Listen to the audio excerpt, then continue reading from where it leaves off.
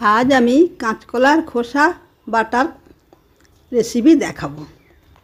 काँचकला खोसागुलोके आमी सिद्ध करे निয়েছি আর रसुन निয়েছি, काँचा लंका निয়েছি, कालो जिरे, हलुद, लवण, तीनटे शुकनो लंका। এই নিয়ে হলো আমার আজকের কাঁচকলার খোসা বাটার রেসিপি। আমি গ্যাস জ্বেলে ওভেনে কড়াই বসিয়ে দিলাম, দিয়ে একটু সরষের তেল দিয়ে দিয়েছি। সরষের তেল দিয়েই আমি এটাকে বানাবো। অনেক সময় তো আমরা সব খোসা ফেলে দিই, বিভিন্ন রকম খোসা বিভিন্নভাবে করে খাওয়া যায়। সেই হিসাবে কাঁচকলার খোসাও খুবই ভালোই লাগে খেতে, এটাকে এরকমভাবে বানালে।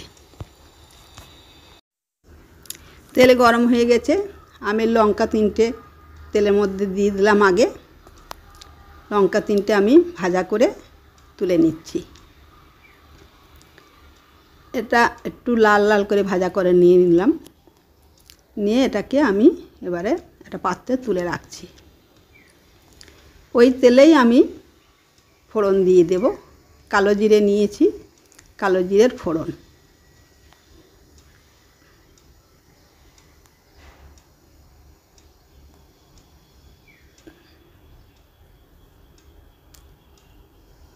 ওতেই আমি দিয়ে দিলাম খোসা যে বাটা, ওটাকে আমি মিক্সিতে করে বেটে নিয়ে এসেছি। কেউ মিক্সিতে করতে পারো বা শিলে বাটতে পারো। আমার এখানে মিক্সি ছিল, মিক্সিতেই আমি বেটে নিয়েছি। তবে মিক্সির থেকে শিলে বাটা হলে টেস্টটি বেশি হয়। যাই হোক, আমি সেই মতো করে নিয়েছি। নিয়ে আবার একটু লবণ আর একটু হলুদ ওর সাথে দিয়ে দিলাম। দিয়ে এটা রস মরা পর্যন্ত আমাকে ওটাকে ভাজা ভাজা করতে হবে। বেশ ভাজা ভাজা হচ্ছে, একটু তেল ছাড়া হচ্ছে, সেই সময় আমি একটু জিরের গুঁড়ো দিয়েছি। একটু টেস্টটা ভালো হবে আর কি। জিরের গুঁড়ো ভাজা একটা গন্ধ থাকলে টেস্টটা ভালোই হয়।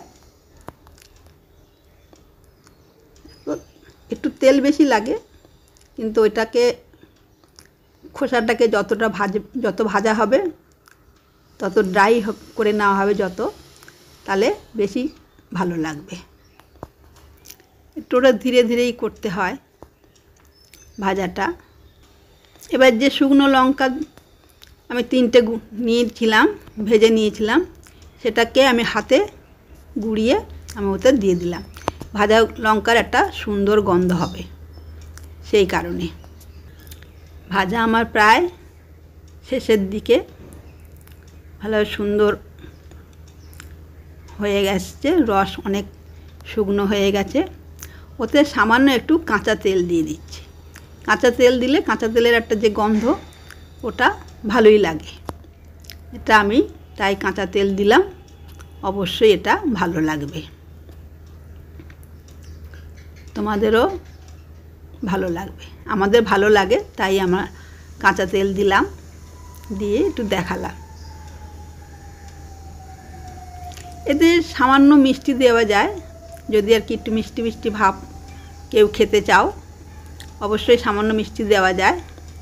তবে আমি মিষ্টি দিই না, আজকে মিষ্টি দিইনি। এমনি করে একটু ড্রাই করে নেবে। আমি এমনি করে একটু ড্রাই করে নিই।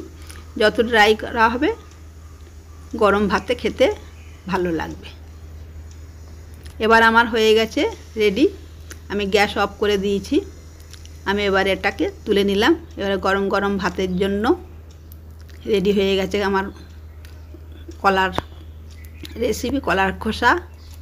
তোমরাও বানিয়ে দেখো। বাড়িতে ভালো লাগলে অবশ্যই কমেন্ট করো, আর বন্ধুদের সাথে শেয়ার করো। যদি না তোমার সাবস্ক্রাইব করা থাকে, আমার চ্যানেলটাকে সাবস্ক্রাইব করে দিও। আমি আবার কোনো নতুন এপিসোড নিয়ে কথা হবে। সম্পূর্ণ ভিডিওটা দেখার জন্য ধন্যবাদ।